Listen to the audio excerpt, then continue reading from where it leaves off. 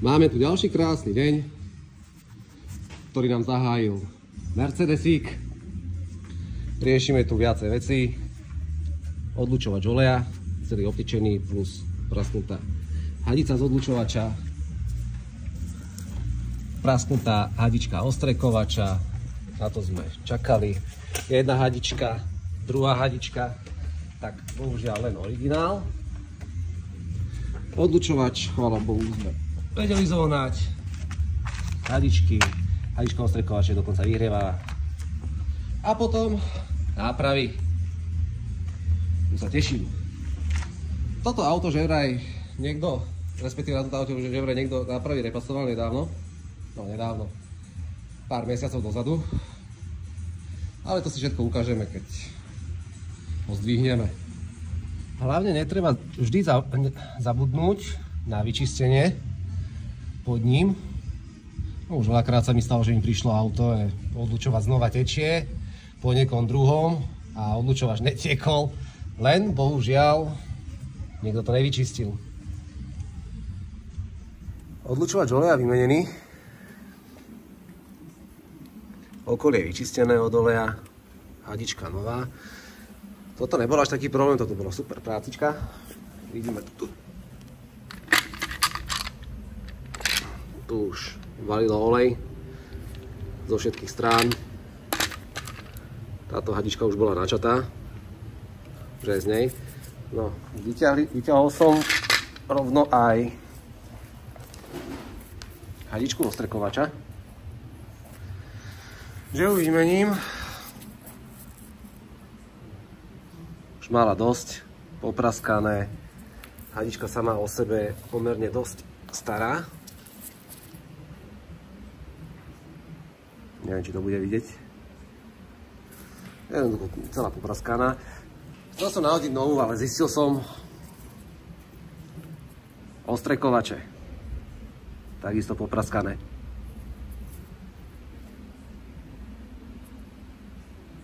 Tu. Vôbec to tam tá hadička nedržala.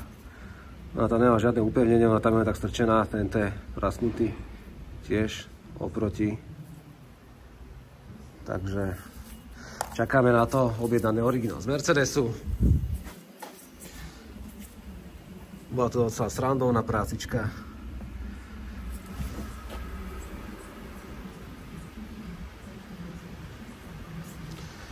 Tak tie prídu až po víkende. Trysky ostrekovačov konečne prišli. Môžeme sa do toho pustiť. Hej, to konečne hotové, ak má byť. Poďme pozrieť na tie repasované nápravy 2 mesiace dozadu.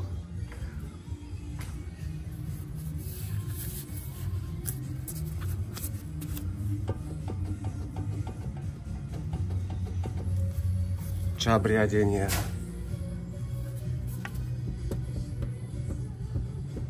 Ložisko. Ramienka sú evidentne úplne nové. To ani nehovorím po tejto strane.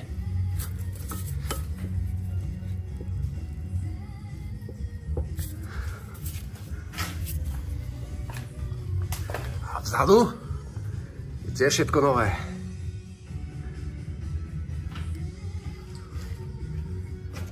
Aj uloženie stabilizátora, stabitičky. Pekné docela. Dobrá robota. Tak ideme na to. Keďže na záberoch predtým to nebolo poriadne vidieť, podľa mňa. Len aby sme si dali takú ukážku. Máme druhú stranu.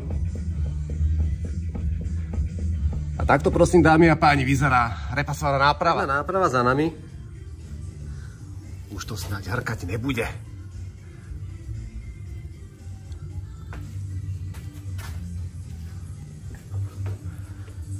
V tomto prípade aj to ložisko nehučí, respektíve ešte poviem na skúšobnú jazdu, ale pravdepodobne ho stačilo len dotiahnuť, čo som aj spravil. Takže tak.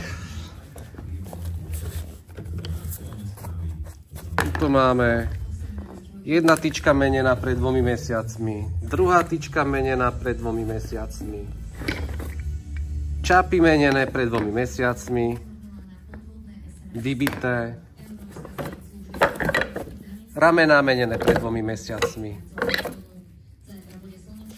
V neautorizovanom servise nejakom. Mily. Vybité.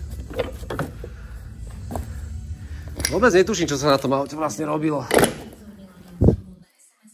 Takže môžeme pokračovať na zadnej. Už asi vieme, prečo nerobili tú zadnú nápravu. Tu je matica, tu je skrutka a tu je veľmi veľa miesta. Treba dať dole nápravu. Minimálne ju spustiť. Zadnú nápravu máme hotovú. Takto to vyzerá, keď sa to vymení. A nie takto.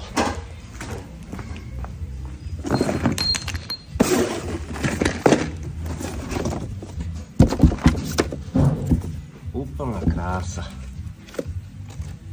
Tak ešte geometria. Zákazník nás poprosil, že ešte by chcel naplniť klimatizáciu. Ale najskôr idem na geometriu. Hodička namontovaná.